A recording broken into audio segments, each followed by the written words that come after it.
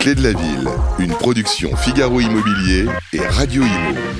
En partenariat avec le Conseil supérieur du notariat, Elio, Arkea Banque Entreprise et Institutionnelle et Nexity. Présenté par Sylvain Lévy-Valency et Olivier Marin.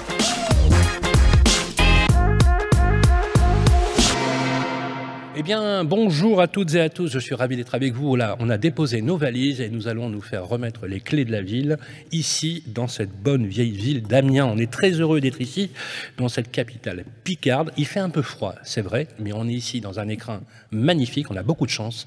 On est dans l'un des 8 cirques fermés construits en France. Un cirque Jules Verne qui porte bien son nom, on en parlera bien évidemment tout à l'heure, ici à Amiens, toujours accompagné de mon fidèle complice avec qui nous faisons le tour de France, nous sommes les saltimbanques de l'immobilier au niveau national. J'ai le plaisir d'accueillir mon ami Olivier Marin. Bonjour Sylvain, plaisir partagé, bonjour. Alors, très heureux, bien sûr, ici, au nom de Figaro Immobilier, avec Radio Imo, de poursuivre cette 3e saison des Clés de la Ville, avec toujours un grand plaisir, le même principe qui fonctionne et qui a fait ses preuves. On pose nos valises et l'on parle immobilier, logement, bien sûr, mais aussi urbanisme, environnement, architecture, patrimoine. Et à travers notre émission, c'est l'occasion de montrer que la ville, elle bouge, elle se transforme. Il y a une identité, mais il y a aussi de nouvelles façons de vivre et d'habiter. On le verra à travers des reportages, des échanges et les témoignages en plateau de personnalités emblématiques, des acteurs de la fabrique de la ville. Et pour cette saison 3, après avoir réalisé des émissions à Reims, à Nice, à Metz, eh bien nous sommes à Amiens, au cirque Jules Verne, effectivement, inscrit au titre des monuments historiques construits en 1889, reçu par notre grand témoin que l'on est très heureux d'accueillir ici, c'est Brigitte Fourré, maire d'Amiens. Merci beaucoup d'être présente. Bonjour et merci à vous de poser vos valises dans ce beau cirque rénové récemment et qui a aussi un plafond réalisé par un artiste autrichien qui s'appelle Ernst Caramel. Donc j'ai plaisir à le signaler également. Très bien, merci beaucoup. Alors, nous retrouverons bien sûr nos partenaires. Tout d'abord, la séquence La vie ensemble avec notre partenaire Nexity. On recevra Guillaume Quintin, directeur général Nord de Nexity Résidentiel. Chaque mois, un notaire du Conseil supérieur du notariat. Aujourd'hui, on va recevoir Maître Vincent Renoux, notaire à Amiens. Il va nous dresser un panorama de l'immobilier ancien, l'évolution des prix, des ventes, mais également délivrer de bons conseils pratiques. Comme toujours, Arkea Entreprise Institutionnelle nous accompagne pour la séquence Parlons territoire.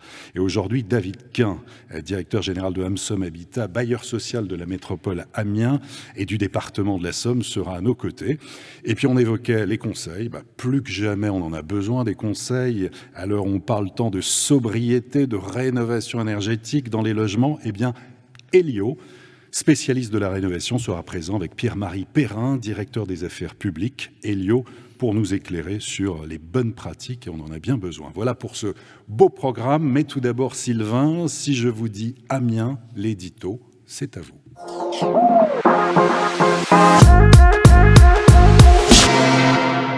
Formidable écrin. On est ravis d'ailleurs aussi de poser ici notre studio dans cette ville qui est surnommée la petite Venise du Nord. Amiens, une ville au passé riche et au futur enchanteur, une ville clé de l'histoire de France, une place stratégique du royaume pendant la guerre de 100 ans et dont la devise, je vais essayer de le dire en latin, voilà, c'est pas sûr, Lilis tenaci vimine gingor, ça veut dire un lien puissant muni au lys. Le lys, vous l'avez reconnu, c'est la royauté, bien sûr, c'est la France. Jules César, himself, lui-même, dans ses premières lettres de noblesse à Amiens, dans la guerre des Gaules, il mentionne Samaro-Briva, où il séjourne avec ses légions en 54 et 53 avant Jésus-Christ, de retour de sa tentative de conquête de la Bretagne.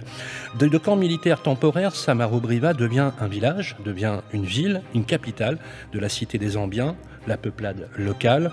Il ne reste d'ailleurs pas grand-chose de physique de cet Amiens romain, si ce n'est les ruines de l'amphithéâtre mises à jour en 1878, qui se trouve d'ailleurs sous l'hôtel de ville et des thermes. À la demande de la ville, en 2019, la start-up amiénoise Octus avait d'ailleurs lancé une application géniale qui s'appelle Amiens gallo-romain, qui offre la possibilité de découvrir les lieux emblématiques de la ville sous les Romains. Alors ensuite, effectivement, la ville va se développer de plus en plus à l'aube de la période moderne, au XVIIIe siècle. De nouveaux travaux d'urbanisme furent réalisés à Amiens entre la construction d'un port amont, ouvrant une première brèche dans les remparts, et l'ajout du célèbre beffroi, qui date d'ailleurs du XIIIe siècle, et d'un dôme de pierre, bien sûr, et d'un lanternon. On assiste à un réel développement de la ville, accompagné d'une industrie textile de nouveau florissante autour du velours de coton, et c'est le fameux velours d'Utrecht, me semble-t-il, qu'on appelle le velours d'Utrecht. Amiens sera la capitale française du velours, et pendant quasiment 2 siècles.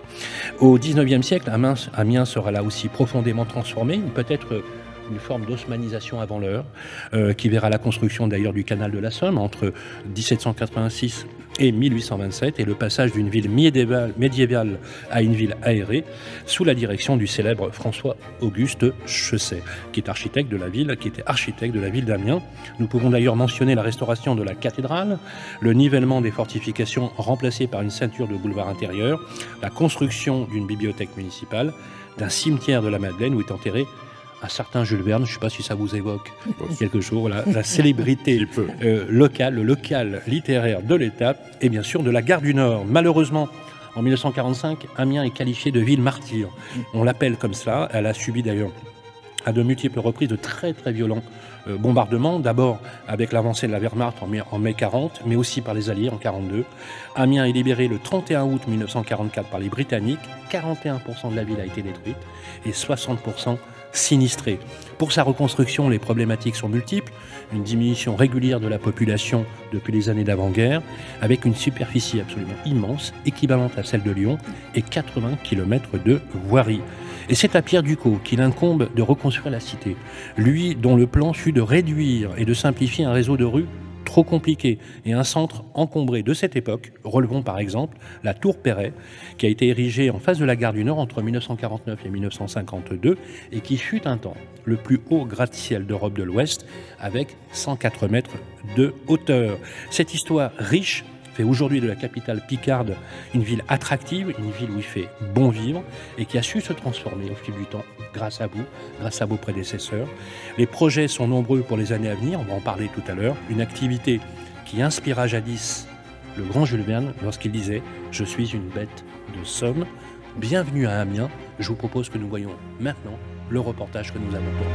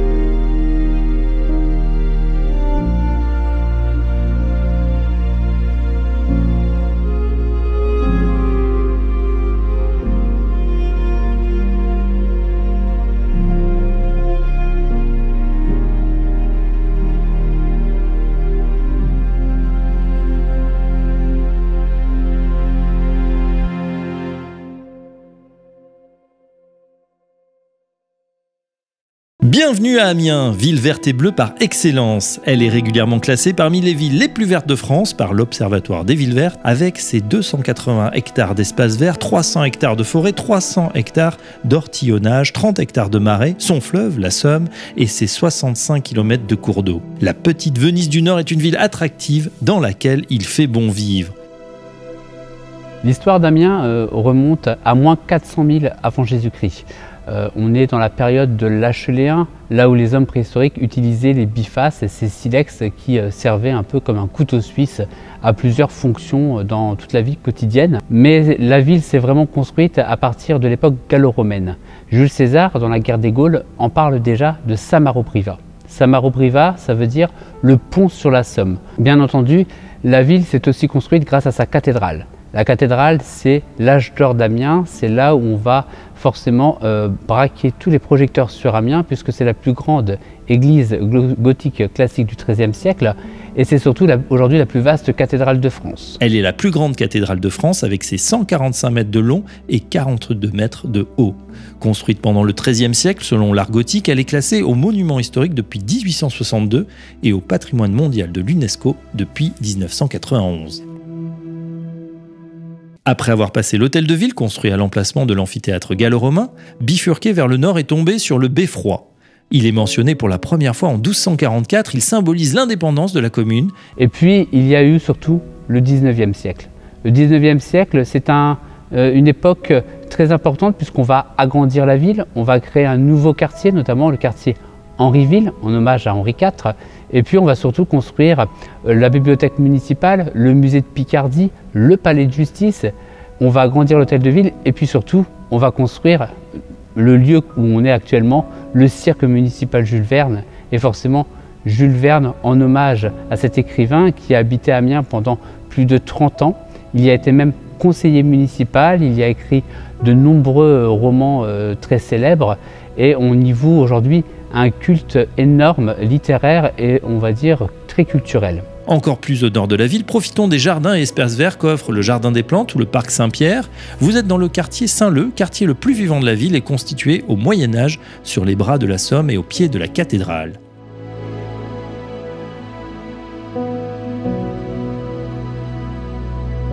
Prenez une barque et profitez des 300 hectares de terre fertile qu'offrent les Ortillonnages, jardins flottants posés sur un dédale de 65 km de canaux. Ils sont cultivés sous la forme que nous connaissons aujourd'hui depuis 700 ans.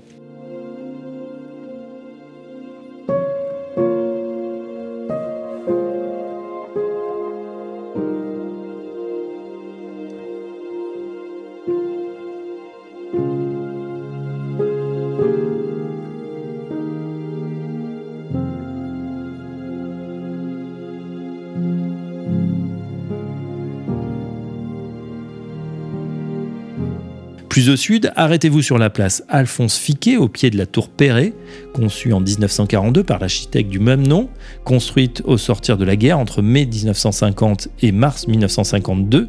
La tour est composée d'appartements et de bureaux sur 30 étages pour 104 mètres de haut. Enfin, vous pourrez visiter le zoo d'Amiens, fondé en 1952. Il attire chaque année des centaines de milliers de visiteurs, petits ou grands. Ville injustement méconnue, capitale de la Picardie, ville moyenâgeuse et riche de son passé, bienvenue à Amiens.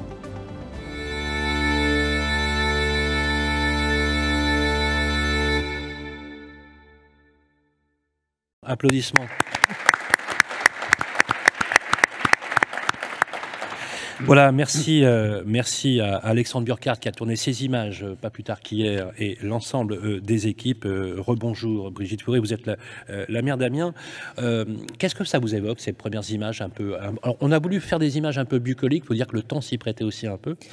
Mais ça montre vraiment ce qu'est ma ville. C'est-à-dire qu'on est, certains peuvent dire une ville à la campagne. Moi, je préférerais dire une ville grandeur nature pour bien montrer que nous sommes dans une ville de plus de 100 000 habitants. On n'est pas si nombreux en France à passer ce cap. Et en même temps, une ville à taille humaine, une ville où il y a surtout une qualité environnementale absolument exceptionnelle. C'est vrai que on l'a dit dans le reportage, c'était un petit peu une pirouette, on a dit injustement méconnue. C'est vrai que l'image extérieure que l'on a d'Amiens lorsqu'on n'est jamais allé à Amiens, et je reconnais moi-même d'ailleurs, puisque c'est la première fois que je viens ici à Amiens, j'ai découvert une ville absolument magnifique et qui est vraiment à une encablure de la grande métropole parisienne. Est-ce que finalement vous avez cette impression comme...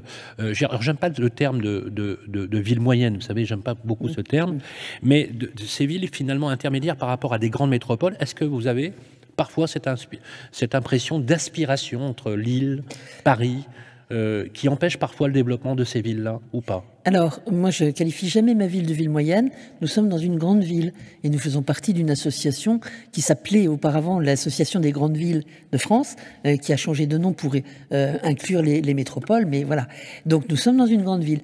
Pour autant, effectivement, pendant longtemps, nous étions loin de tous les moyens de communication. Nous n'avions pas, par exemple, d'autoroute qui nous reliait à Lille ou à Paris. Donc, évidemment, ça nous a manqué. Du coup, on ne vient pas à Amiens par hasard. On y vient parce qu'on a une bonne raison d'y venir. Et c'est là qu'on découvre la qualité de notre ville et sa qualité de vie aussi, sa qualité à vivre. Parce que vraiment, c'est ça qui me semble important. Donc, je pense que après la crise du Covid que nous venons de vivre, eh bien, une ville comme Amiens a des atouts exceptionnels parce que ce que recherchent les personnes, les familles qui cherchent à s'implanter dans une ville maintenant, elles recherchent plutôt une qualité environnementale. Elles recherchent une maison avec un jardin ou un appartement avec un balcon et avec, si possible, une vue sur des espaces magnifiques. Et du coup, je me dis qu'on peut attirer à nous un certain nombre de familles franciliennes qui, plutôt que d'être scotchées à Paris ou en proche banlieue parisienne, auraient intérêt à venir s'installer à Amiens et à faire 1 ou 2 journées de télétravail. Et les jours où ces familles sont amenées à partir à Paris, rentrer et pouvoir prendre le train quand il est bien à l'heure, mais ça c'est un autre sujet. Donc arriver à Amiens et pouvoir immédiatement se promener dans les ortillonnages ou bien dans les nombreux parcs de la ville, mais attendez, et puis avoir accès en même temps à une richesse culturelle, à une palette d'activités assez exceptionnelle, quoi. Alors justement, une ville, une grande ville comme Amiens, c'est l'attractivité, c'est le tourisme, c'est l'emploi, c'est le logement, c'est les transports, la mobilité. Et vous avez parlé du cadre de vie, vous avez parlé aussi, on va le voir, des habitants. Vous avez lancé un questionnaire en ligne. Vous avez demandé à tous les habitants d'aider à l'élaboration d'un nouveau plan local d'urbanisme. C'est un document qui est en fait essentiel pour le cadre de vie. Il a été lancé en octobre dernier. Alors on va voir avec vous, vous allez nous dire si déjà les habitants vraiment se sont mobilisés, ont répondu présent. Faire d'Amiens la ville qu'il vous plaira. Faire d'Amiens la ville qu'il vous plaira. Voilà, ça c'est l'ambition, la promesse affichée. Résultat, normalement au printemps prochain, sans dévoiler des secrets, est-ce qu'il y a des tendances, des grandes lignes qui ressortent d'ores et déjà ? Les grandes lignes incontestables, c'est de maintenir, voire de développer les espaces naturels, parce que c'est un atout, c'est un poumon vert. Et à l'époque, on parle à juste titre de réchauffement climatique. Eh bien, c'est vraiment essentiel. Donc, préserver des poumons verts, continuer à planter des arbres dans la ville et à faire en sorte que l'environnement y tienne toute sa place. Et puis, en même temps, donc, préserver, si vous voulez, l'équilibre entre des cercles concentriques. Au centre-ville, un habitat qui a été beaucoup détruit, vous le soulignez dans votre introduction, mais un habitat à repenser. Hein. Des faubourgs avec des maisons amiénoises qui sont magnifiques, qui sont typiques et qui sont toutes différentes en fait. Donc ça paraît uniforme quand on regarde vite fait, mais quand on s'y attache, on voit que bien sûr ce sont des maisons en briques et pierre, mais qu'elles sont toutes différentes. Et vraiment pour moi, qui suis amiénoise de naissance, c'est un patrimoine incroyable. Donc garder ce patrimoine de faubourg avec des difficultés de stationnement, etc., qu'on a aussi à réguler dans le cadre du plan local d'urbanisme. Et puis, quand on va plus loin, des quartiers périphériques qui sont donc qui ont besoin d'une reconquête en termes d'habitat, bien sûr, et c'est tout l'enjeu de la politique de la ville qui est menée dans bon nombre de nos quartiers, mais aussi de l'habitat pavillonnaire, traditionnel, etc. Et donc, dans les nombreuses actes que nous avons, l'enjeu, c'est aussi de faire en sorte de proposer des programmes immobiliers qui correspondent aux attentes des habitants. Et les habitants de ma ville, je pense que c'est ce que souhaitent aussi la plupart des habitants de notre pays, c'est une petite maison avec un petit jardin. Voilà. Ils demandent pas la lune, mais voilà. Et quand on est amené bien sûr à faire aussi des logements collectifs, parce que nous sommes bien sensibles aux questions environnementales, mais quand on fait du logement collectif, qu'on pense plutôt un habitat sous la forme de villa où chacun peut avoir son entrée individualisée pour qu'on conserve quand même ce caractère important. Et puis donc pour nous, je dirais aussi un important axe d'accession sociale à la propriété que je pourrais développer si vous voulez. Alors c'est vrai que dans les villes, il y a un sujet dans les villes, et donc nous, on a cette chance de faire le tour de France et de rencontrer tous les élus locaux. Alors je vais vous dire, on a un postulat de base avec Olivier, c'est que nous aimons les élus locaux. Nous considérons que c'est dans les territoires que les choses se font et que l'hétérogénéité des territoires, notamment sur l'habitat, ne peuvent pas faire l'objet d'une standardisation politique. Et je pense qu'il y a un rôle très important. Je sais que vos appartenances politiques font que vous êtes très ancrés dans cette territorialité. Et d'ailleurs, nous avons eu dans ce pays la chance d'avoir un grand ministre de la Ville et du Logement qui s'appelait Jean-Louis Borloo, qui est toujours là, bien sûr, avec nous, et dont il faut se rappeler aussi ces idées qu'il avait, vous savez, quand il évoquait le plan Marshall des banlieues, lorsqu'il évoquait une révolution drastique du logement. Les projets urbains sont votre défi, Madame la maire. Et je voudrais que vous nous parliez peut-être de ces formidables projets de reconversion et de renouvellement urbain, notamment la revitalisation de l'ex-usine de Goodyear, par exemple, qui est un sujet aussi important, et la livraison de la cité administrative ou encore de la mutation du quartier Amiens-Nord. C'est quoi les défis lorsqu'on est à la tête d'une collectivité comme celle-ci ? Les défis au quotidien, c'est d'être un peu des couturiers, donc de faire de renouer le lien entre les différents quartiers, de faire en sorte que tous les habitants se sentent vraiment dans une ville à taille humaine, une ville où ils ne sont pas des anonymes. Donc c'est un travail de proximité. Voilà, c'est vraiment ça l'essentiel du rôle d'un maire. Et puis aussi préparer l'avenir, donc avoir les deux fonctions, la proximité pour répondre aux besoins immédiats, et puis la vision pour préparer l'avenir. Alors dans les sujets que vous me lancez, eh bien que ce soit sur le site de Goodyear, mais on pourrait aussi parler du site de Whirlpool, c'est la même chose. Oui, ce sont des reconversions de sites industriels. Donc là, en fait, sur Goodyear, c'est un opérateur qui a racheté le site et qui l'a réaménagé de manière à ce que de nouvelles entreprises viennent s'y installer, parce qu'il est essentiel que dans un site comme celui-là, qui est donc en périphérie de la ville, en zone industrielle, donc il est essentiel qu'il n'y ait pas de dents creuses, qu'il n'y ait pas d'espace laissé à l'abandon. Alors, certes, le nombre de salariés de nouvelle formule est bien inférieur au nombre de salariés que générait Goodyear, mais encore une fois, il est important qu'il n'y ait pas de dents creuses, pas d'espace comme ça laissé à l'abandon. Et puis, en même temps que ces sites tels que celui-là, il faut aussi que nous pensions, et c'est vraiment pour moi un enjeu majeur, à la requalification des quartiers qui sont classés en politique de la ville. Et vous citiez donc les quartiers nord. Je préfère dire les quartiers nord que le quartier nord, parce que c'est pas une unité, c'est voilà, c'est assez diversifié. Et encore cette semaine, nous avions une réunion publique avec les habitants pour leur présenter les projets qui sont en cours. Et il s'agit de relancer une nouvelle dynamique. Donc, de démolir un certain nombre de grands bâtiments, parce que par exemple, nous avions des bâtiments qui comptaient 160 logements. Et 160 logements, quand on a des familles qui travaillent et qui ne viennent qu'y dormir, ça peut-être s'envisager. Mais 160 logements, quand vous avez le chômage qui frappe et que vous êtes là à longueur de journée, c'est ingérable. C'est ingérable. Donc là aussi, ça manque d'humanité, ça manque de lien social et ça manque d'associations, de commerce, etc. Donc c'est tout cet enjeu-là qu'il a fallu repenser. Donc on est en train avec différents opérateurs, bien sûr, on est en train de repenser, de reconstruire autrement, et puis de repenser aussi les zones d'activité commerciale, parce que c'est essentiel. Donc, alors, construire, oui, mais pas n'importe comment, pas n'importe où, tenir compte de l'existant, réhabiliter, construire bas carbone, tenir compte de l'environnement, comme par exemple avec le bois.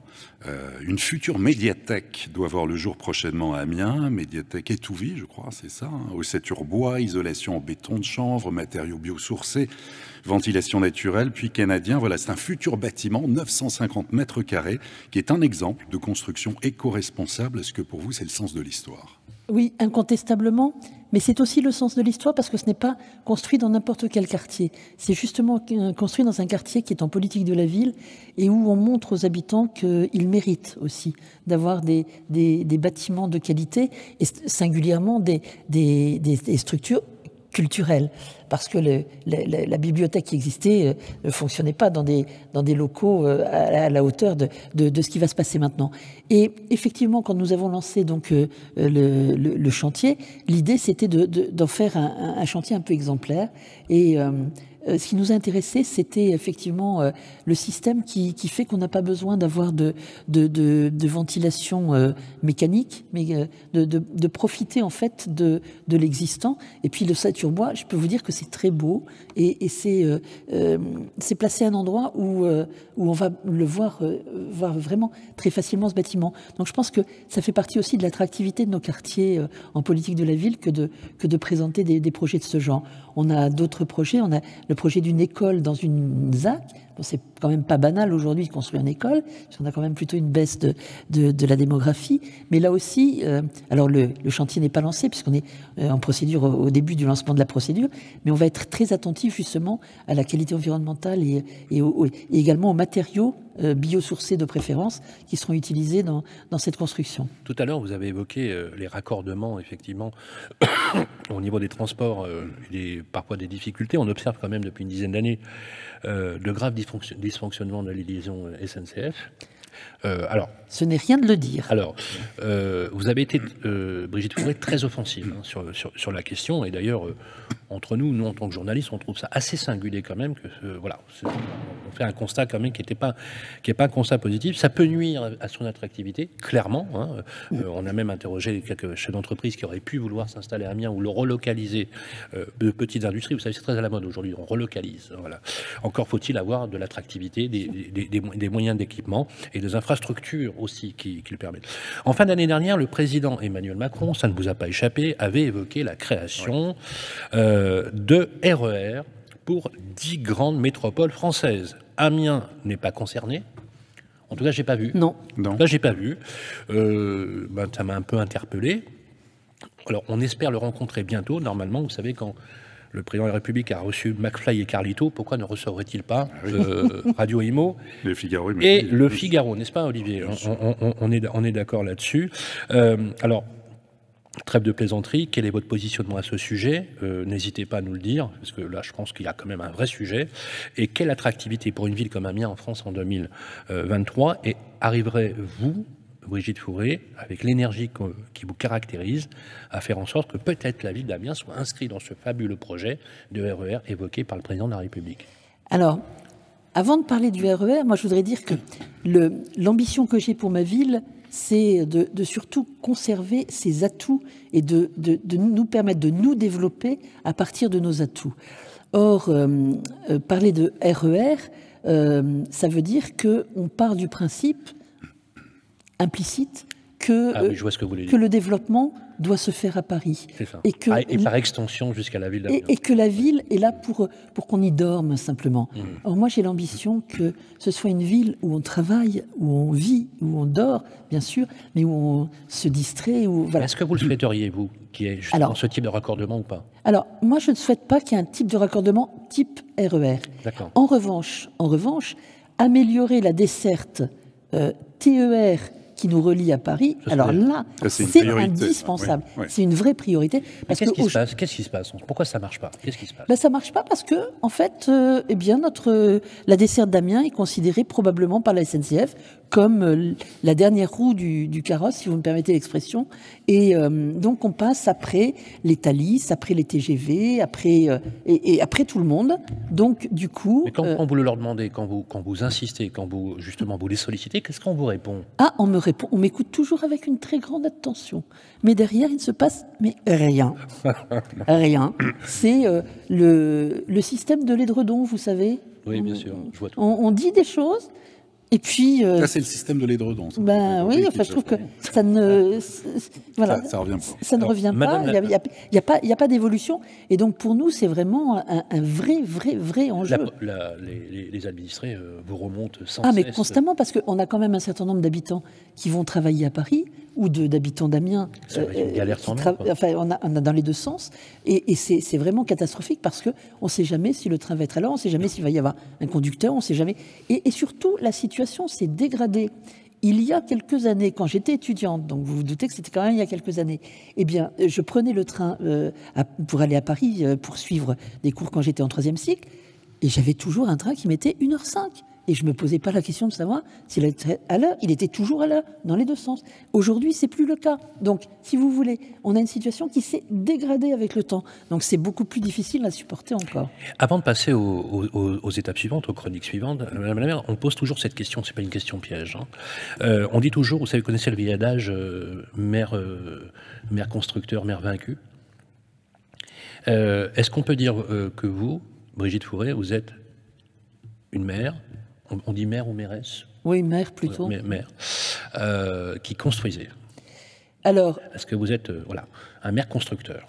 Bien sûr qu'il faut construire. Évidemment, il faut construire parce que une ville qui construit pas, c'est une ville qui n'avance pas, qui ne bouge pas et qui du coup meurt. Et puis après tout, on sait très bien que quand le bâtiment va, tout va. Donc, je peux vous renvoyer aussi cette formule-là. Donc, vous signez les permis de construire? Oui, bien sûr. Mais en revanche, je ne prétends pas être que maire constructeur, parce que d'abord, c'est pas moi qui construis directement, et puis ensuite, parce que, je vous le disais tout à l'heure, moi, mon souci, c'est vraiment d'être attentif à la vie quotidienne des habitants, en même temps qu'à préparer leur avenir. Et c'est pas par hasard si on a l'ambition d'être capitale européenne de la culture aussi, le badge que je porte fièrement au revers de ma veste. C'est bien pour marquer justement cette ambition que nous avons. Et cette ambition qui est à développer auprès des habitants. Vous l'avez dit d'ailleurs tout à l'heure, le logement est un sujet important. Vous avez mis un accent, vous l'avez dit, c'est pas anodin, sur l'accession sociale à la propriété. On parle bien d'accession sociale à la propriété. Absolument, parce que la sociologie des habitants de ma ville est une sociologie. Enfin, les habitants sont plutôt de CSP classe moyenne, voire CSP moins. Et donc, mon rôle de maire, c'est aussi de permettre aux familles de ne pas être obligées d'aller acheter à 30, 40 ou 50 km de la ville et d'être obligé de faire des allées et venues qui sont après extrêmement coûteux et chronophages et fatigants. Donc, mon objectif, c'est de faire en sorte que ces familles puissent acheter à Amiens leur première acquisition. Et proche de l'emploi. Et bien sûr, qu'on limite les déplacements. Et alors justement, lors du conseil, je crois que c'était le 15 décembre dernier à Amiens Métropole, les élus ont adopté plusieurs dossiers en faveur de l'innovation et de l'attractivité des entreprises du territoire. Donc 1 millier de chercheurs, on le rappelle, 36 laboratoires, 4 centres de transfert, des pôles de compétitivité, des réussites excellentes, on va les rappeler au cours de l'émission. Et puis, il faut, en fait, c'est l'un des messages qui a été évoqué, dynamiser, pousser, ne jamais en fait s'endormir sur ses lauriers, toujours aller de l'avant, montrer qu'il faut absolument faire venir. Non, c'est exactement ça. Et nous sommes très fiers d'avoir une université à Amiens qui compte quelques 30 000 étudiants. Par rapport au nombre d'habitants, 135 000 habitants, c'est considérable. Ce qui nous rend aussi la ville de plus de 100 000 habitants la plus jeune de France. Mais on a besoin aussi d'avoir ces pousses. Et donc, c'est pas par hasard si on a des pépinières d'entreprises, si on a aussi des clusters qui se développent. Il y a une convention qui va soutenir Amiens Cluster. Hein, absolument, parce que justement, on sait que sur certains sujets, singulièrement la santé ou encore les batteries ou d'autres domaines encore, eh bien, on a vraiment un vrai savoir-faire ici.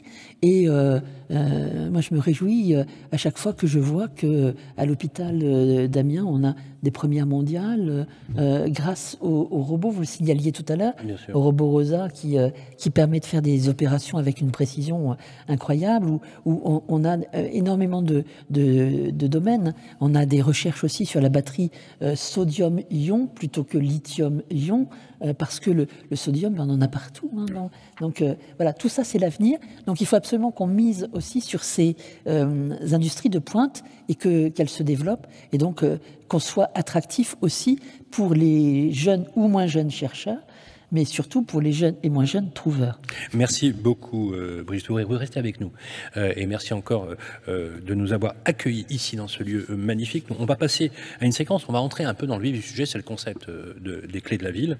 On va parler d'une séquence, la vie ensemble, avec nos partenaires de Nexity. C'est tout de suite après ça.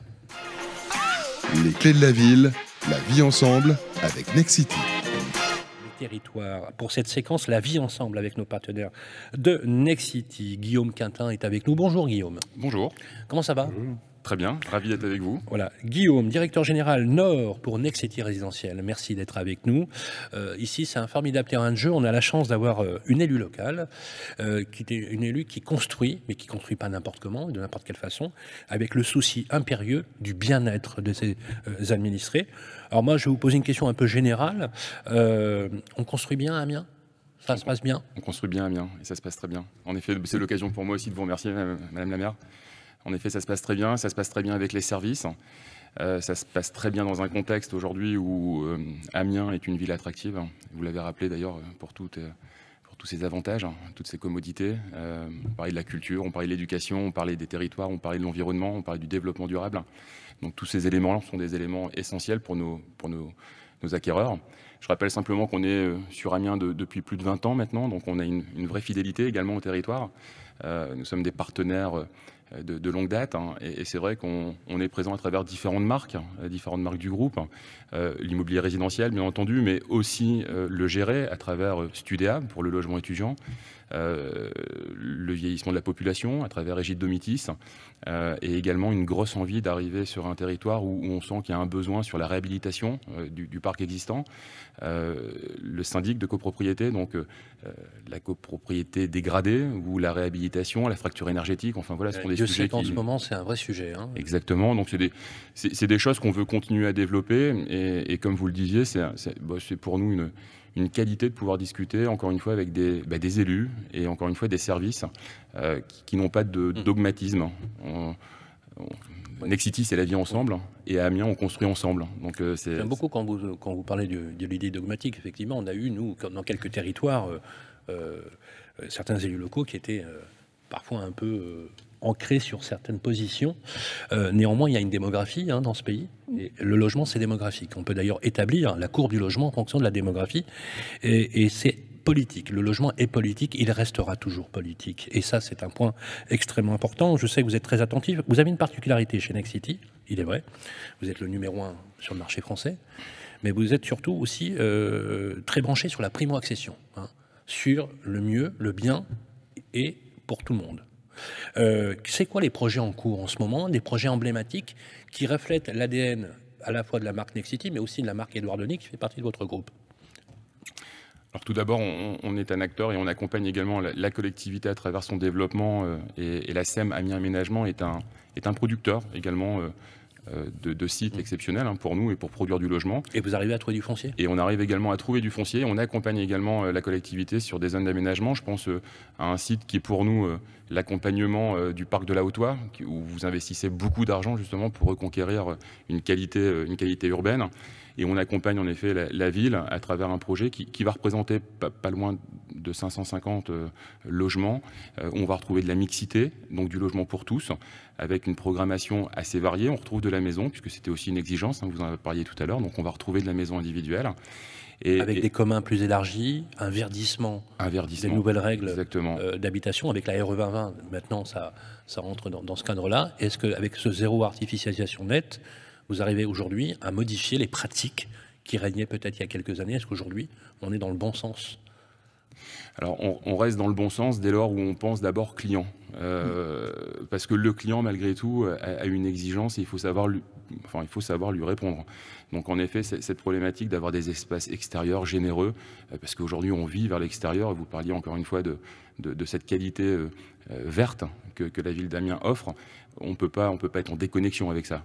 Donc, cette opération que nous travaillons sur le parc de la Haute-Oie, où on a une commercialisation très dynamique, nos clients s'y retrouvent. Mais encore une fois, parce qu'on répond à des enjeux qui sont communs, enjeux de la collectivité, mais enjeux encore une fois du bien vivre ensemble et de la volonté de vivre dans un logement adapté à son... On a évoqué avec Brigitte Fourré, effectivement, le fait des reconversions des friches industrielles, qui est un sujet important, et qui permet de récupérer du foncier, de recycler, entre guillemets, j'aime pas trop le terme non plus, du foncier. On va être très concret. Combien ça coûte? Voilà. Oui, les prix, est-ce que... Voilà. Prix moyen du marché. Alors, si vous avez des stats plus globales, je suis preneur. D'ailleurs, tout à l'heure, avec David Quin, on parlera de projets magnifiques. Sur Amsom Habitat, ils ont des projets remarquables, notamment sur l'îlot Carmin, on va en parler tout à l'heure. Si on veut se loger correctement, décemment et dignement, dans le neuf avec vous? Le prix moyen aujourd'hui constaté va tourner aux alentours de entre 3 500 et 3 700 euros du mètre carré. Ah, quand même. Voilà. Ouais. Alors, on est il y a un effet rattrapage, parce qu'encore une fois, il faut satisfaire la RE 2020, il faut satisfaire aussi une inflation qu'on connaît tous dans nos métiers. Ces prix vont naturellement, et en tous les cas on l'espère, vont atterrir et vont retrouver une certaine stabilité. C'est vrai qu'on est dans une... Ils avaient tendance à beaucoup monter. Ils ont eu tendance à monter et on espère encore une fois... Est-ce que c'est l'effet Covid qui a... Je vous dis, c'est la RE 2020 qui impose encore une fois des obligations en matière de constructibilité.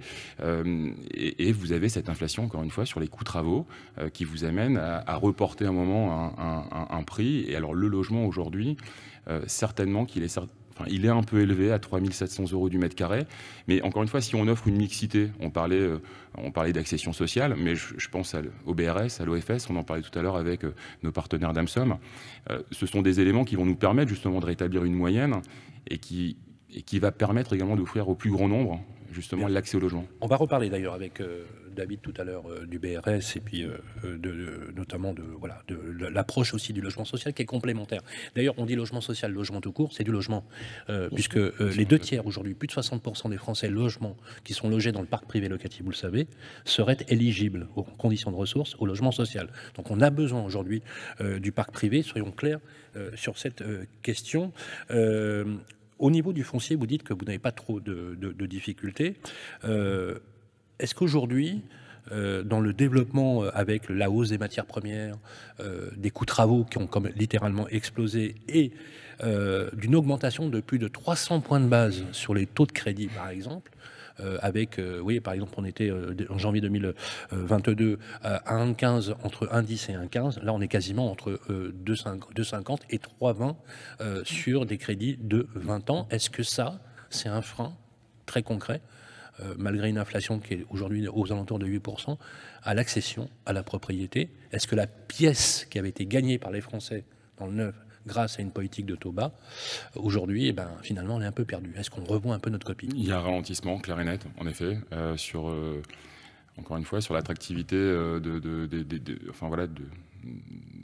du propriétaire vers son établissement bancaire. C'est très compliqué aujourd'hui, et on l'a constaté déjà depuis l'année dernière. Il y a un grand nombre de dossiers aujourd'hui qui sont refusés par les banques, pour toutes les raisons qu'on connaît. Et on espère là aussi de l'amélioration, puisque aujourd'hui on a besoin de logements, on a besoin encore une fois d'avoir l'accès au crédit le plus facilement possible. On reste quand même malgré tout, il faut le rappeler, sur des taux qui restent encore accessibles, oui, bien sûr, naturellement, mais il faut que les établissements bancaires ouvrent davantage le crédit et l'accessibilité au crédit pour les futurs acquéreurs. C'est quoi le projet en ce moment en cours, un peu totémique, le bâtiment totem de chez Nexity, un programme? Alter Ego, encore une fois, c'est ce programme qui est sur le parc de la Haute-Oie, qui offre pour moi des vues exceptionnelles sur un plan d'eau. Tout à l'heure, vous montriez des images de Amiens avec justement ces magnifiques plans d'eau au petit matin. C'est ce qu'on pourra retrouver pour les futurs acquéreurs, avec des orientations et des vues qui donnent. Le profil des acquéreurs, c'est quoi? Investisseurs, on a encore une part importante d'investisseurs pour le moment. À noter tout de même que nous avons des investisseurs patrimoniaux, dans le sens où on va retrouver malgré tout une clientèle locale des Hauts-de-France et du nord de l'Île-de-France. L'Île-de-France, on en parlait tout à l'heure aussi, mais c'est peut-être aussi un refuge. On investit maintenant, mais peut-être pour y vivre par la suite. Et d'ailleurs, on a un grand nombre de T3. Souvent, l'investisseur se réfugie très rapidement sur du T1, du studio ou du T2. On se rend compte ça fait partie des grands logements, le T3 aujourd'hui, mais c'est donc des grands logements aujourd'hui qui sont aussi à destination de certains investisseurs. Qu'est-ce que ça vous évoque, madame? Ça me conforte dans l'idée qu'on souhaite, justement, dans tous les programmes immobiliers, développer aussi des logements pour les familles et pas seulement des T1, T2. Donc, on a à chaque fois passé le message aux promoteurs immobiliers pour qu'ils répondent à ce besoin, encore une fois, des familles, parce que ce sont les familles qu'il nous faut garder à Amiens, et notamment les couples avec enfants, parce que c'est aussi l'avenir, évidemment, de la ville. dans cette ligne. Est-ce qu'il est prévu une charte locale, par exemple de la construction? On l'a vu dans notre Tour de France, à Nancy, à Bordeaux, à Nice. En fait, ça se développe. Le fait de regrouper les acteurs de la ville, à la fois les promoteurs immobiliers, bien sûr, aussi les bailleurs, enfin, bien sûr, la municipalité. Est-ce que c'est prévu à Amiens ou pas? Alors, ça n'est pas prévu pour l'instant, mais en fait, on fonctionne un peu quand même avec des rencontres de manière informelle. Mais après tout, pourquoi pas, ça pourrait s'envisager. Si en effet c'est efficace, utile et que ça permet une plus grande lisibilité de l'action que nous venons mener avec les promoteurs, pourquoi pas? Je suis preneur des bonnes idées. Merci beaucoup. Merci Guillaume. Voilà, Merci à vous. Guillaume Quintin, directeur général Nord pour Nexity Résidentiel. Applaudissements pour vous. Merci. Les clés de la ville, parlons bien, avec le Conseil supérieur du notariat. Olivier Marin, et nous recevons nos partenaires du Conseil supérieur du notariat, représentés par Vincent Renoux. Maître Vincent Renoux, bonjour. Bonjour. Voilà, et comme il est d'usage pour votre séquence, c'est notre ami Olivier Marin qui va ouvrir la première question. Oui, tout le monde va participer. En tout cas, c'est bien sûr cette séquence Parlons bien, l'occasion de prendre le pouls sur le marché immobilier au sein d'une ville, donc, et par extension son territoire. Et on va voir avec vous votre expertise dans le domaine. Alors peut-être 2 chiffres clés pour commencer. 185 000, comme 185 000 €. Ça, c'est le prix moyen d'une maison ancienne à Amiens, prix moyen. Bon. Deuxième chiffre clé, 2600, comme 2600 €, prix moyen d'un appartement ancien à Amiens. Si on regarde d'ailleurs l'évolution d'autres métropoles, on peut dire qu'Amiens est l'une des villes en fait les moins chères entre guillemets par rapport à d'autres, les plus compétitives, une accessibilité, un cadre de vie qui attire et qui va, on espère, sans doute attirer de plus en plus. Comment se porte ce marché immobilier à Amiens, maître? Eh bien, effectivement, selon les derniers chiffres, sur un an, on s'aperçoit que l'évolution du marché immobilier ancien à Amiens, l'évolution est satisfaisante puisque la courbe va vers la hausse. Tout à fait. Ce que vous évoquiez tout à l'heure, et quand on analyse les chiffres, ce sont des prix médians. Je me permets, prix médian et pas des prix moyens, parce que encore plus précis. Voilà, le prix médian, c'est le prix qui sépare les deux niveaux, 50% au-dessus, 50% au-dessous. Le mot moyen de notre vocabulaire. Voilà. Ville moyenne, on oublie. Concrètement, voilà. Alors, prix médian. Voilà, c'est ça. Parce que prix moyen, il peut être évalué en fonction des valeurs extrêmes. Donc, c'est ça. Mais on a l'impression quand même qu'il y a un effet de rattrapage. C'est-à-dire qu'on a l'impression que Amiens, enfin, bénéficie de l'attractivité qu'elle mérite. C'est ça, c'est effectivement, Amiens, c'est un très bon rapport qualité-prix, qualité de vie qui n'est plus à démontrer. C'est pour ça qu'elle est très dynamique, cette ville, d'ailleurs. Et l'accessibilité-prix, c'est effectivement, on en profite. Et ce qui avec une hausse quand même de 5% sur un an. De façon générale, dans le prix médian pour les appartements, on est sur 5% en prenant Amiens et Amiens Métropole, non pas sur 2600, parce que 2600, c'est le centre. Amiens-Ville. Là, quand on parle d'Amiens avec Amiens Métropole, on est sur 2350 du mètre carré. Est-ce que la ville d'Amiens, un petit peu comme on le voit avec différents professionnels, nous disent qu'il y a eu en fait demi-temps déjà dans l'année 2022, les 6 premiers mois de l'année qui étaient en fait sur une belle dynamique, et puis depuis la rentrée septembre 2022 avec inflation, pouvoir d'achat, budget travaux, tout le monde a regardé à la loupe différentes choses sur cette acquisition, et en fait il y a eu un ralentissement progressif de l'activité. On ne parle pas d'effondrement, on parle de ralentissement.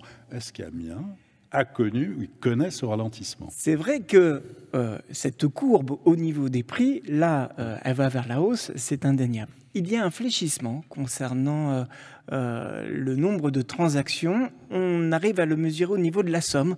La somme, on s'aperçoit qu'il y a 5% de moins pour les appartements. Par rapport à la même période l'année sur précédente. Un an, et 8% pour les maisons. Et effectivement, à Amiens, on s'aperçoit qu'il y a ce même ralentissement, évidemment, malheureusement. Alors, un panorama, on a besoin de votre expertise si on devait prendre une photo d'Amiens avec les différents quartiers. Et quelques bons plans, voilà. S'il y a un bon plan, voilà. À Amiens, vous avez dû le constater, il y a le centre-ville qui est divisé en 2 parties. Je regarde Madame le maire en disant il y a une partie cathédrale Saint-Leu qui est partie touristique et partie étudiante également. Et le centre-ville est également partie plus commerçante où on part de la Tour Perret proche de la gare pour aller à l'hôtel de ville, partie piétonne. On est ici surtout sur des appartements avec un prix, je disais tout à l'heure, de 2600 € du mètre carré. Progression quand même de 6,6% sur l'année, ça c'est très bien. Autour du centre-ville, autour de ce noyau, il y a les faubourgs et les quartiers avec les fameuses maisons accolées en briques. Vous évoquiez tout à l'heure les maisons amiénoises.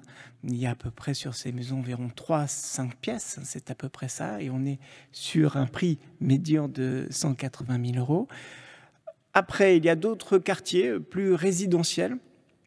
Quand même, un retour sur ces maisons qui ont du potentiel. Et qui ont eu un rattrapage. Il y a certains quartiers, je pense notamment Saint-Achel, Sainte-Anne, où là, ça a pris 12%.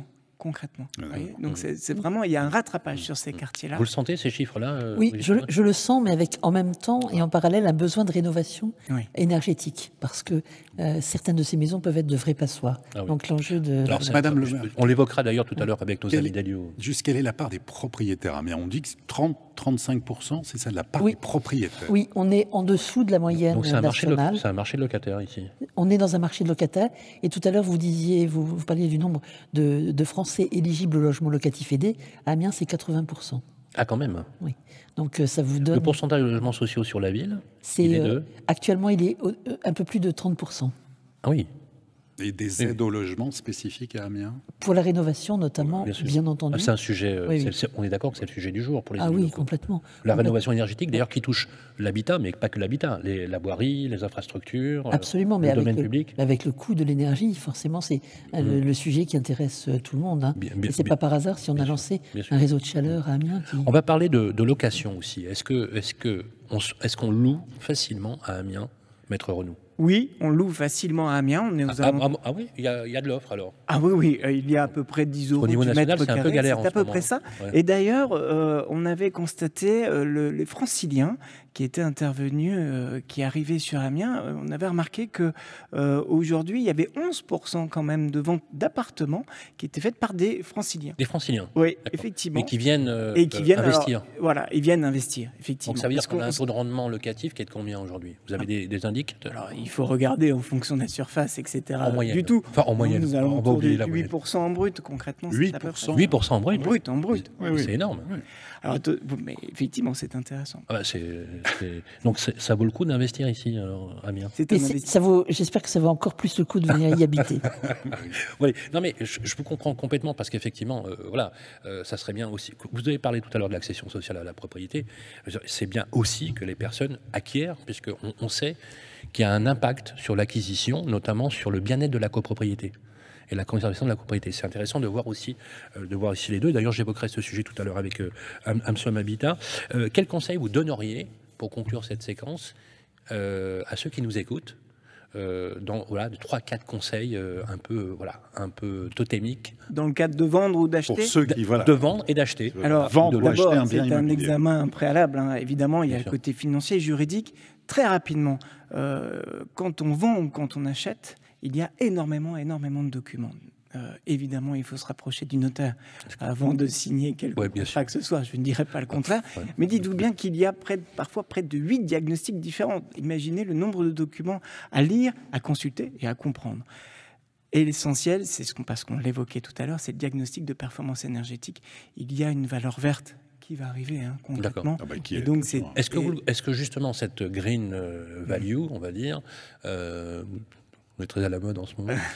Et pourtant, parler de décote rouge. Et tu le sais, en plus, je déteste les anglicismes. Je ne sais pas pourquoi je peux avoir comme tout le monde. Ça doit être l'âge. Justement, aujourd'hui, les écarts de prix. Alors, on a fait des statistiques avec Olivier. On arrive, lorsqu'on fait nos billets à la télé, on est entre 15 et 20% d'écart en valeur verte. On le voit, c'est pas neutre du tout. Et d'ailleurs, depuis janvier 2023, les étiquettes FG sont impropres à la location s'ils n'ont pas été rénovés. Oui, c'est ça. Alors, G+. G+. Oui, G+. C'est ça. Il est encore trop tôt, peut-être, de terminer ça. Ça peut être intéressant d'acheter aussi un bien immobilier. Dans la loi de finances, avec dit énergivore, dans la loi de finances pour la 2023, il est prévu effectivement des aides à cet effet. Mais bien prendre en considération ces éléments, ça c'est évident. Merci beaucoup. Applaudissements pour Vincent Renou. La clé de la ville, Parlons territoire avec Arkea Banque, entreprise et institutionnelle. Et nous accueillons David Quin. Comment ça va, David? Très bien, très bien. Vous êtes le directeur général d'Amsom Habitat. Absolument. Amsom Habitat Voilà. est un organisme du département créé il y a plus d'un siècle par le conseil municipal d'Amiens de l'époque. Et nous gérons à peu près aujourd'hui 21 000 logements dans le département, donc à peu près 15 000 sur Amiens. Vous êtes l'acteur de référence en tant que bailleur social aujourd'hui sur le territoire. Absolument, d'ailleurs par son histoire, par Bien son sûr. patrimoine et aussi parce que on est, j'aime bien la définition que je donne au logement social, on est un apporteur de solutions aux partenaires locaux, aux élus locaux, puisqu'on a un attachement en tant qu'office public à un territoire, hein, c'est notre histoire. Et donc on apporte toute une série de solutions et on va en parler, que ce soit à travers du logement social, de l'accession à la propriété, de l'aménagement.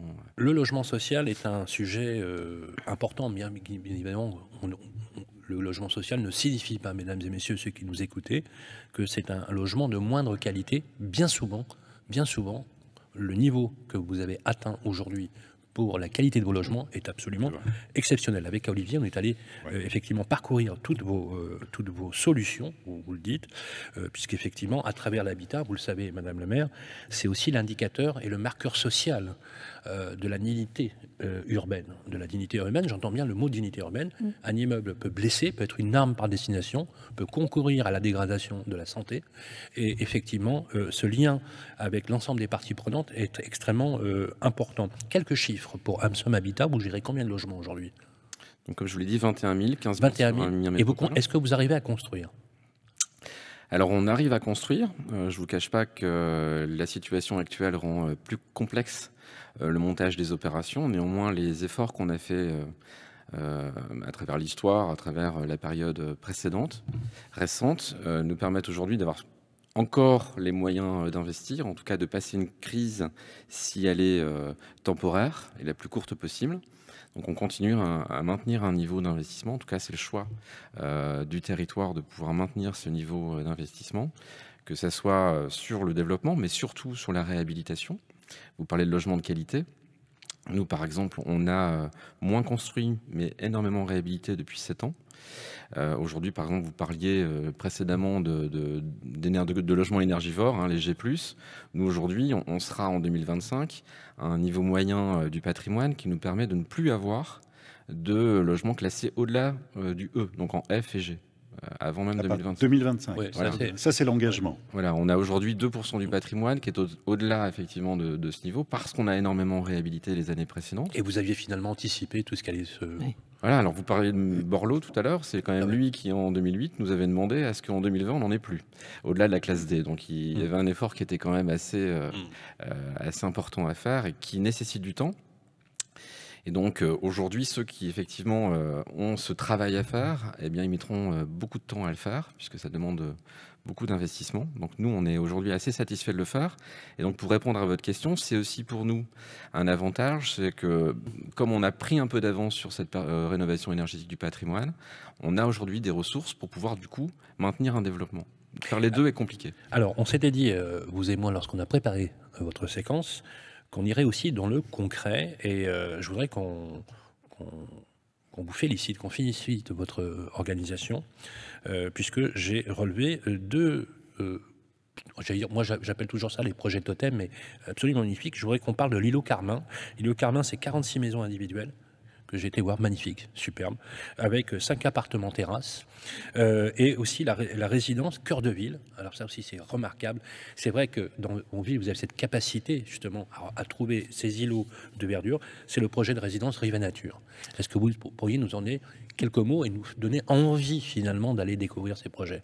Alors, ils sont magnifiques, mais ils sont aussi intelligents, parce que le dispositif, comme disait Madame la maire tout à l'heure, intelligent finalement. Absolument, c'est que la volonté de la ville, on a aujourd'hui la chance d'avoir sur la ville un habitat assez diversifié en matière de statut d'occupant. Hein. On a des propriétaires, des locataires de logements sociaux, tout ça étant réparti avec une proportion qui correspond finalement à la population locale.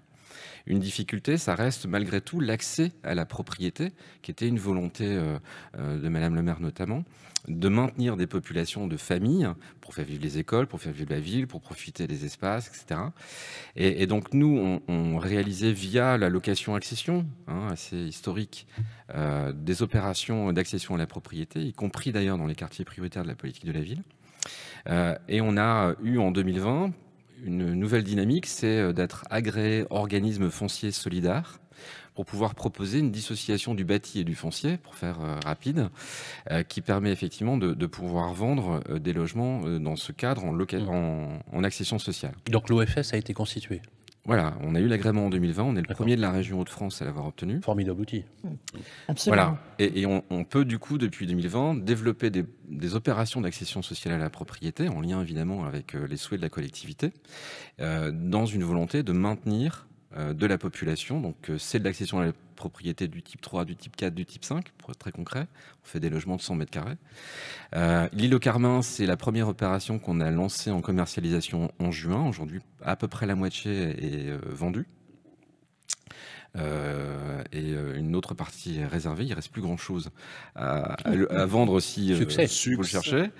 Mais magnifique. Super. Alors, je vous encourage d'ailleurs les amis à aller sur le site Somme Habitat. Vous avez des photos magnifiques. C'est remarquable. Voilà. Et donc c'est de la maison individuelle, effectivement, ce qui est plutôt rare d'ailleurs dans le cadre du bail réel solidaire. Tout à fait.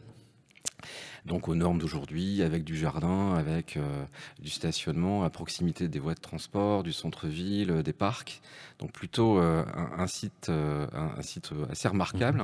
Et notre opération, alors celle-là, elle est doublement intelligente, elle est encore plus intelligente parce que on est effectivement au bord de la Somme, sur une ancienne friche artisanale, qui est aujourd'hui une dalle en béton, qui est traversée par une rivière invisible. Et on a acheté ce site en ayant une volonté d'en faire quelque chose qui soit particulièrement, avec un montage particulièrement complexe, où on associe à la fois des équipements publics, du logement social, un parking intelligent, mutualisé, 6000 m² d'espace vert, on renature en fait ce terrain.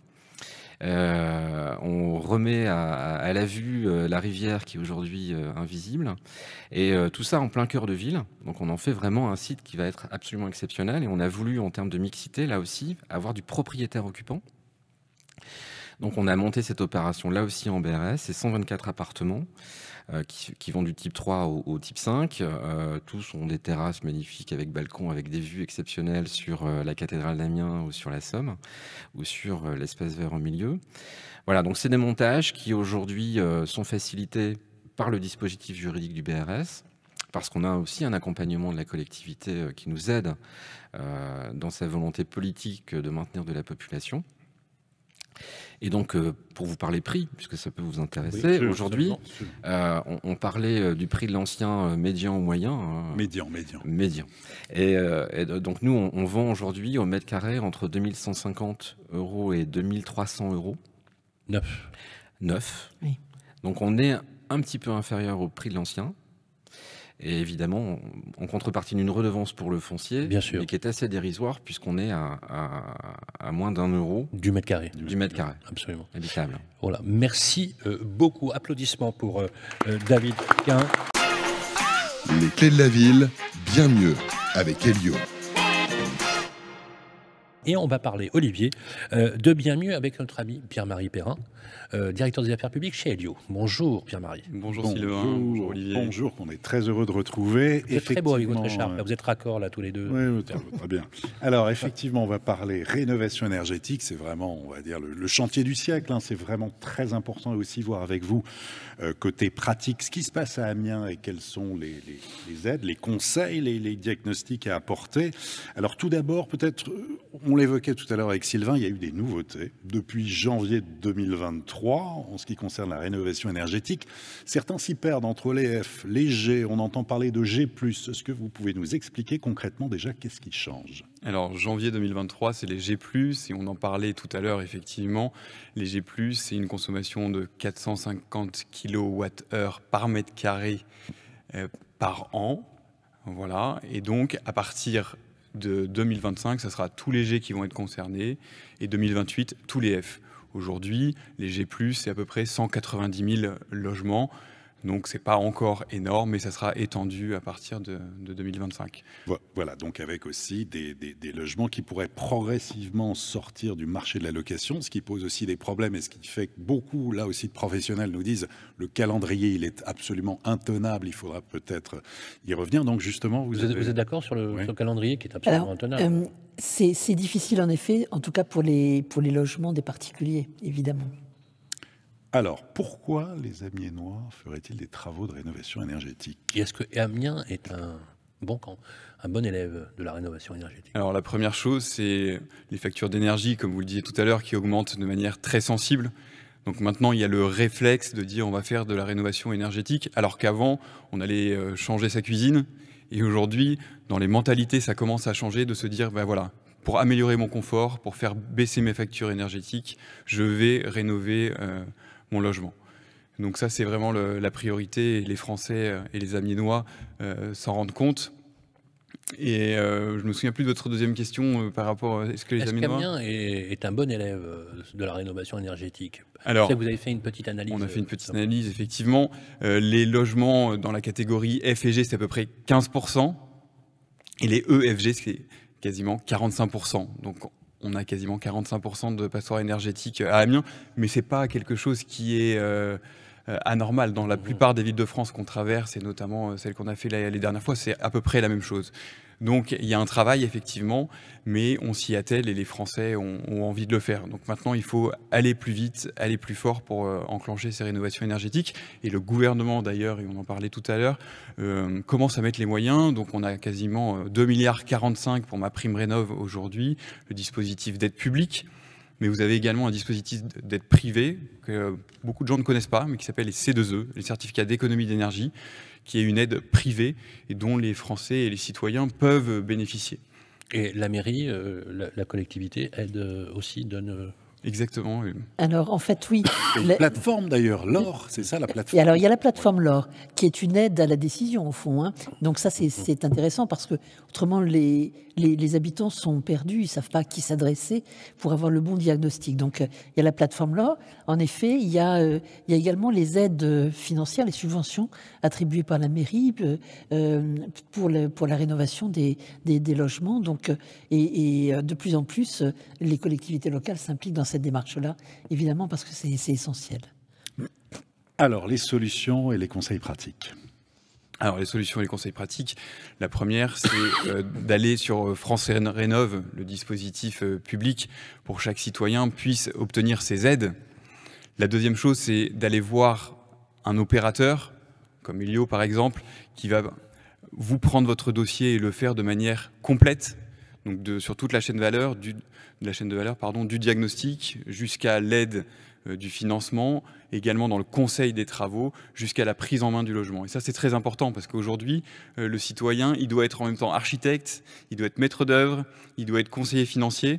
Et donc, c'est important d'aller voir des gens qui connaissent le métier et qui sont capables de vous accompagner sur l'ensemble du projet. Accompagné de A à Z. Accompagné de A à Z. Et d'ailleurs, le gouvernement aujourd'hui a mis en place un dispositif qui s'appelle Mon Accompagnateur Rénov. Donc, c'est-à-dire qu'à partir d'une aide de 5 000 € sur la rénovation énergétique, vous serez obligé d'être accompagné par une personne qui va vous aider, qui va vous accompagner sur tout le cycle des travaux énergétiques. Et ça, c'est très important pour, et d'un, réduire la quantité et la durée des travaux, et de deux, optimiser les économies réelles, parce que ce qu'on veut à la fin, c'est qu'il y ait vraiment des économies réelles d'énergie, sinon ça ne sert à rien et on dépense de l'argent pour rien.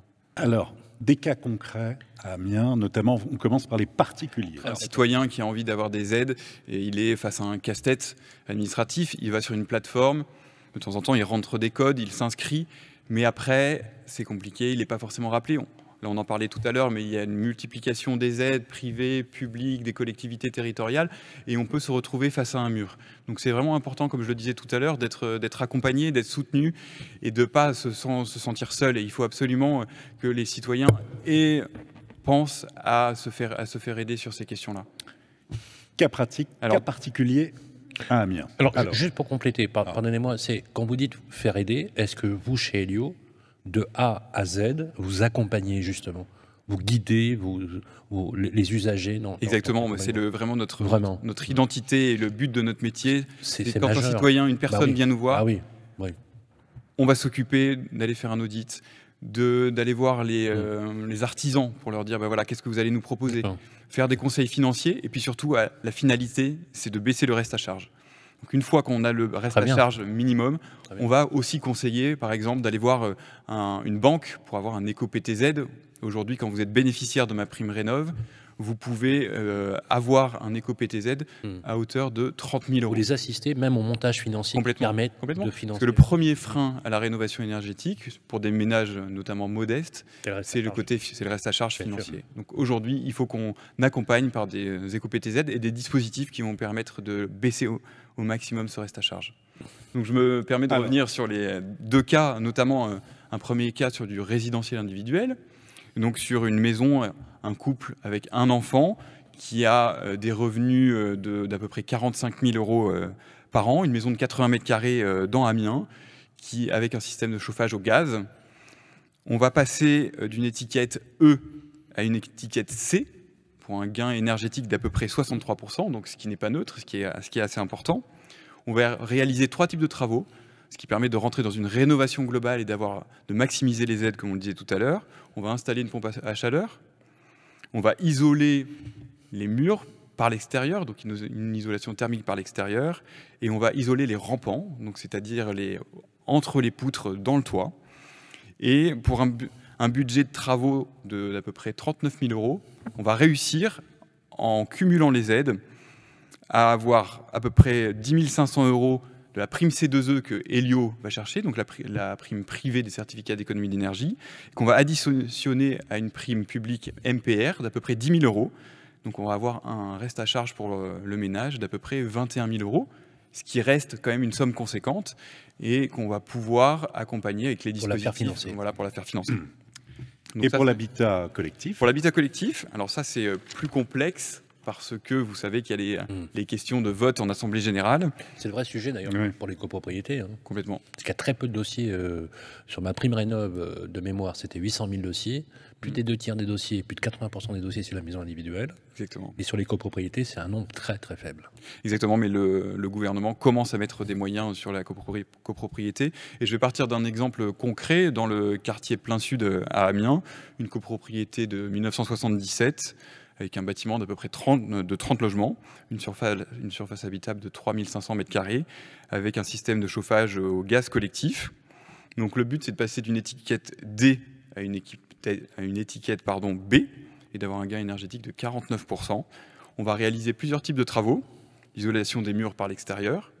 Donc il faut savoir que ce n'est pas possible dans chaque copropriété en fonction de l'architecture, mais là c'est possible dans ce cas-là.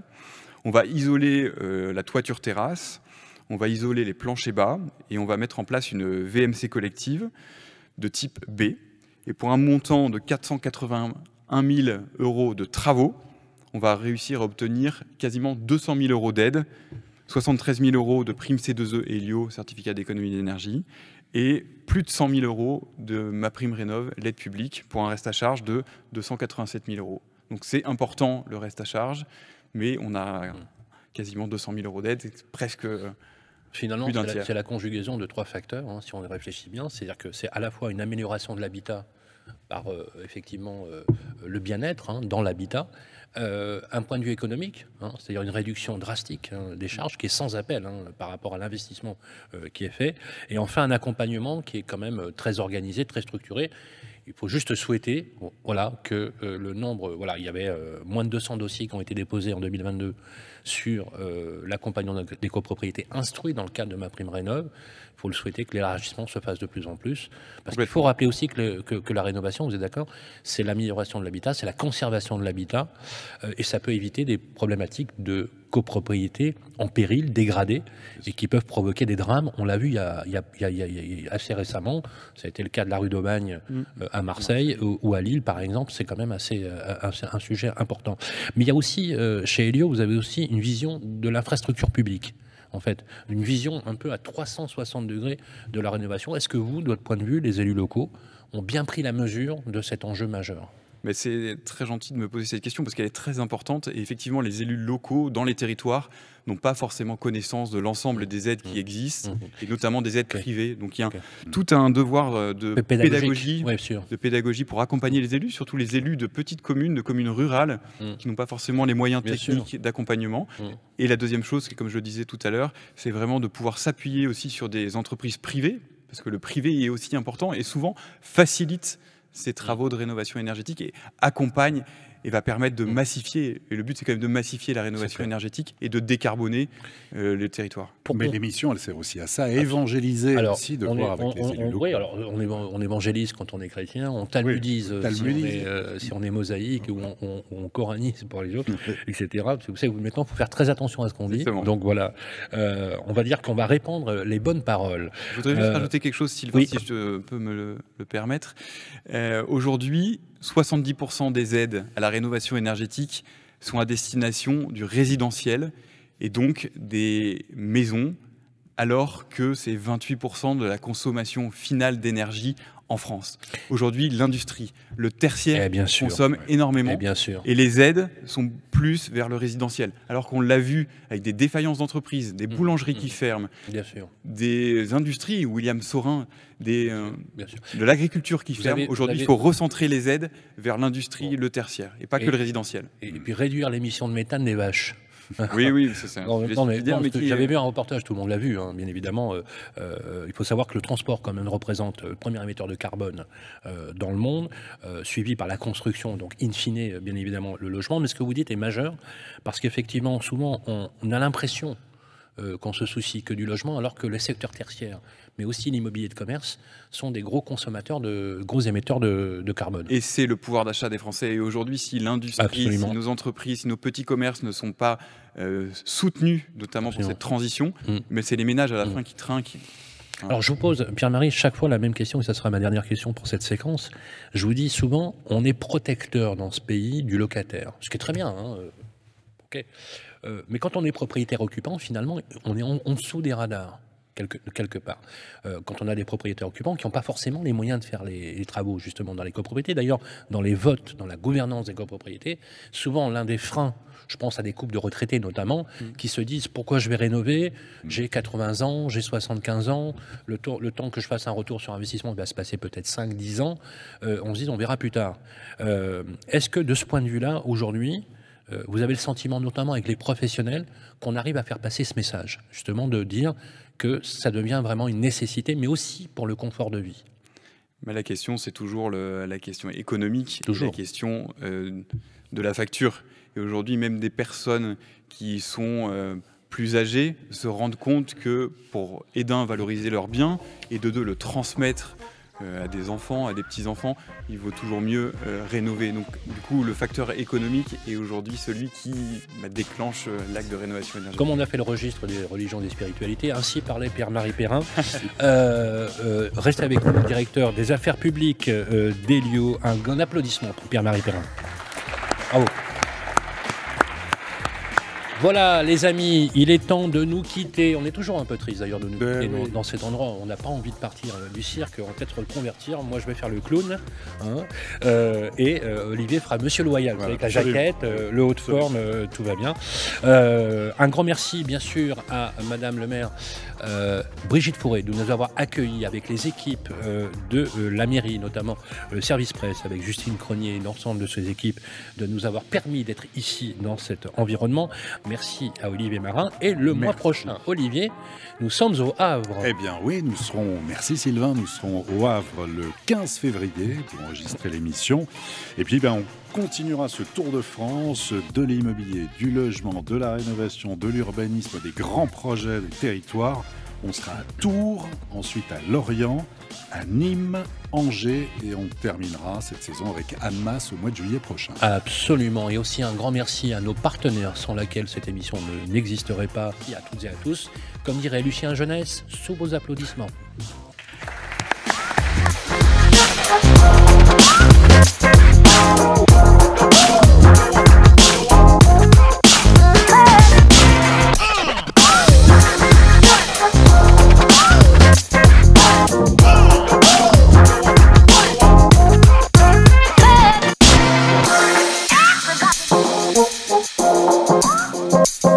Thank you.